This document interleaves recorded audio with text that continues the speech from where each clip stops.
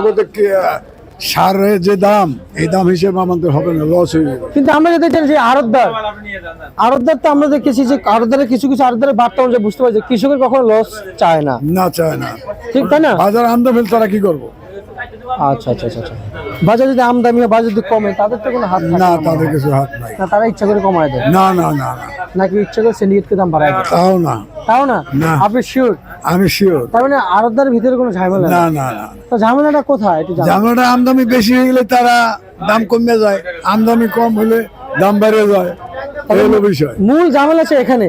এখান থেকে বাজার নাড়াচাড়া করে, নাড়াচাড়া করে, ওঠানামা করে। আচ্ছা আচ্ছা। কেমন বুঝতেছেন আমদানি কেমন হয়েছে? আমদানি অনেক ভালো হয়েছে। অনেক ভালো হয়েছে। এই মোটামুটি কত বিক্রি চলছে? এই 70-72। এটা কোথাকার? এটা শিবচর, মাদারীপুর।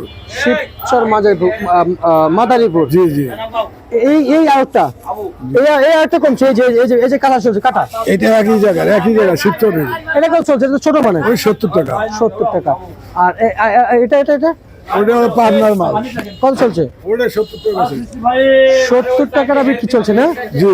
আচ্ছা আচ্ছা। এই যে কাটা চলছে, এটা চলছে হলো শিবচরের মাল। আচ্ছা। সব মিলিয়ে আপনি কত বিঘা জমি লাগাইছেন? এই 5 বিঘা। 5 বিঘা। ফলন কেমন হয়েছে? মোটামুটি ভালো হয়েছে, আলহামদুলিল্লাহ। আচ্ছা আচ্ছা আচ্ছা আচ্ছা, বুঝতে পারছি। মোটামুটি ভালো ভালো হয়েছে। হয়েছে ইনশাল্লাহ। আর যাক, যদি হচ্ছে দাম কমে তাহলে আমাদের লস হইব। লস হবে? লস হইব। আবার যদি এলসি ঢুকে দেয় তাহলে আমরা মরে শেষ। তা আপনি সরকার আসলে আপনার দিকে তাকাইছে কিনা এবছর? সরকার কই টাকায় মাঝে মাঝে এলসি নিয়ে হয়, আবার এলসিটা বন্ধ রাখলে আমাদের জন্য ভালো হয়। এভাবে দাম পেলে কৃষকটা কিছু বাঁচতে হবে। আর যদি এলসি ঢুকে যায় তাহলে শেষ, আমরা শেষ হয়ে যাবো। এই আলুতে ধ্বংস করে দিল, কৃষক মরে শেষ। আলু 8 টাকা 10 টাকা কেজি। আচ্ছা আচ্ছা আচ্ছা আচ্ছা, বুঝতে পারছি। এই পেঁয়াজ কি আসলে আপনার? জি জি। এত মান তো মাশাআল্লাহ। হ্যাঁ, খুব ভালো। ভালো হয়েছে ইনশাআল্লাহ। তারপরে কিছু পেঁয়াজ আনম্যাচুরড দেখতে পাচ্ছি, কেন উঠেছেন? না, কেন উঠেছেন এই আনম্যাচুরড পেঁয়াজ? দেশের ক্ষতি করলেন না? আরো দাম কমে যাবো না? হবে আপনি দেশের ক্ষতি করলেন না? ক্ষতি হয় নাই তো, এটা এখন পেঁয়াজ খাওয়ার যোগ্য হয়েছে। তারপরে এই যে ছোট ছোট পেঁয়াজ গুলো সবসময় না, 19-20 তো থাকবে না। তারপর এই যে আমরা কিছু পেঁয়াজ করেছি, এগুলো আরো বড় হবে। বড় হইব, আর একটু সময় থাকলে একটু বড় হইতো। আমি আপনাকে যেমন এই যে একটা পেঁয়াজ, এই দেখেন, এই একটা পেঁয়াজ, এবং এটা আর হবে না, এটা হবে। ওই আরো 15 দিন থাকলে বীজ ছোটই থাকবে। তা তো বুঝতে পারছি, কিন্তু কিছু অনেক কাঁচা পেঁয়াজ বাতি হইতো, আর থাকলে বাতি হইতো আর কি। হ্যাঁ, আনম্যাচুরড পেঁয়াজগুলো এটা আমরা আপনাদের কাছে আশা করব না। না, ঠিক আছে, আমরা কৃষকের কাছে আশা করব না। বাতি হয়ে গেছে, খারাপ না, মোটামুটি আর 1 সপ্তাহ থাকলে একটু ভালো হইতো। আসলে আমরা একটু ভিতরে যাবো, আসেন। প্রিয় দর্শক, আজকে বাজারে যেটুকু পরিমাণ জানতে পারছি, কাটা চলছে, বেচাবিক্রি চলছে। আগামী দিনে কি কৃষক দাম পাবে নাকি এভাবে লস খেয়ে পিছনে সরে আসবে? আর কিছু বার্তা জানাবো, কথা বলবো আবারও সেই কৃষকের সাথে। এখন আপনাদের এই পেঁয়াজ নিয়ে কোনো অভিযোগ আছে সরকারের কাছে? সরকারের কাছে অভিযোগ এতটুকু যে ভারতের পেঁয়াজটা যেন না দেয়, তাহলে কৃষকটা কিছুটা বাঁচতে পারবে। কৃষক কিছুটা বাঁচতে পারবো। সারের বেতনে খুব দাম, আর যদি হচ্ছে এরপর আবার এলসি ঢুকে যায় তাহলে কৃষক মরে শেষ। আচ্ছা আচ্ছা আচ্ছা, বুঝতে পারছি। মানে কৃষক মানে তার মানে খুবই বিভাগে পড়বে। জি জি। সব মিলিয়ে আরো কিছু তথ্য জানতে চাইবো যে এই যে মুড়ি কাটার সাথে যে এলসি আসলো, দাম কি পরিমাণ দেখতে পাইলেন? এখন তো আমরা মনে করেন যে দেশের বাজার 2800, 3000, 2600 এরকম বিক্রি হইতেছে। এখন মোটামুটি চলতে পারবো। আর দেওয়ার পরে বেশি এলসি ঢুকে যায়, দাম কমলে আমাদের বিপদ। আচ্ছা, আজকে মুড়ি কাটা পেঁয়াজ সর্বোচ্চ বাজার কত গিয়েছে? সর্বোচ্চ 72 টাকা। সর্বনিম্ন এই 70, 68। 70, 68, মানে আজকের মুড়ি কাটা পেঁয়াজের বাজার? জি জি, আজকের বাজার। আচ্ছা আচ্ছা আচ্ছা আচ্ছা। এবং কি জানতে চাই, এই যে কৃষক এই যে মুড়ি কাটা এই যে ফলাইছে, এগুলা কিন্তু এই যে এগুলা ছোট ছোট থাকবে না কাকা, এটা আসলে আমরা আপনাদের কাছে আশা করব না কাকা।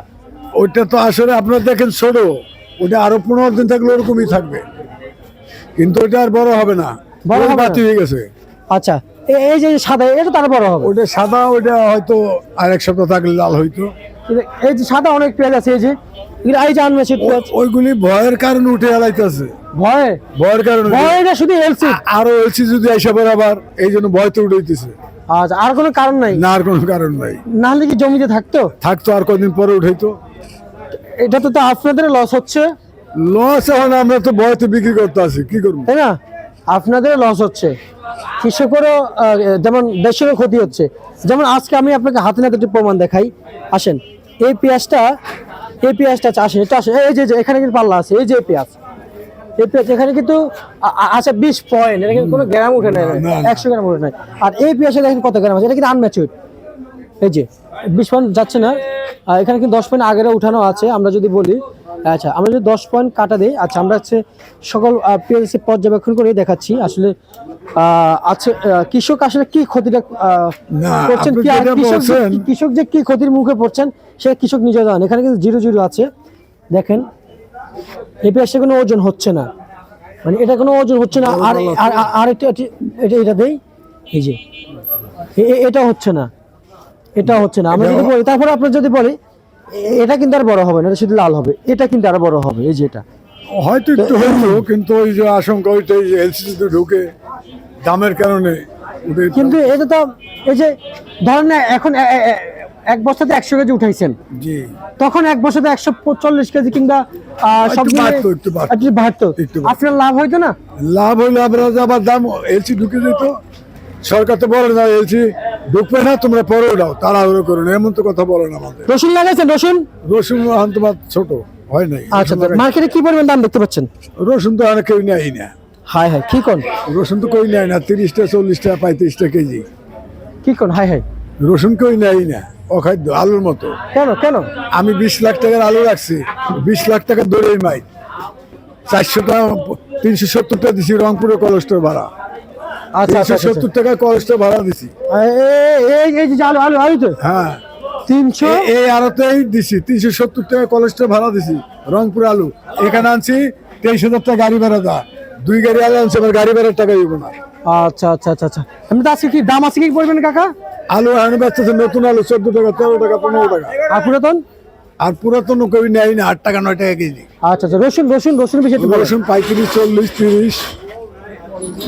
আপনার কথা তো বাজার মিলে গেল, বাজারে এসে কি ঘুরেছেন? আমার ঘোরা তো আমাদের বাড়ি শিবচর, আমরা হলো পেঁয়াজ রসুন এলাকার লোক। আমরা আচ্ছা আচ্ছা আচ্ছা আচ্ছা, বুঝতে 30 পারছি। টাকা 25 টাকা বেচে রসুনের কেজি। রসুন কেজি রসুন নেয় না, কেউ নেয় না, নেয় না? কেউ নেয় না। মানে সর্বশেষ সরকারের কাছে আপনারা কি আবেদন রাখতে চান এই আমি মুহূর্তে? করি যে এলসি মালটা যদি একটু না আনে তাহলে কৃষক বাঁচতে পারবে। আচ্ছা আচ্ছা আচ্ছা, বুঝতে পারছি। ঠিক আছে, আপনাকে আমরা ধন্যবাদ জানাচ্ছি। ছিল আজকে সর্বশেষ রাজধানীর বাজার থেকে আজকের যে বাজার আপডেট ছিল আমরা ছিল সেটাই কিন্তু আপনাদেরকে জানিয়ে দেওয়ার চেষ্টা করছি। প্রিয় দর্শক, সঙ্গে থাকেন পরবর্তী আপডেটের জন্য। প্রিয় দর্শক।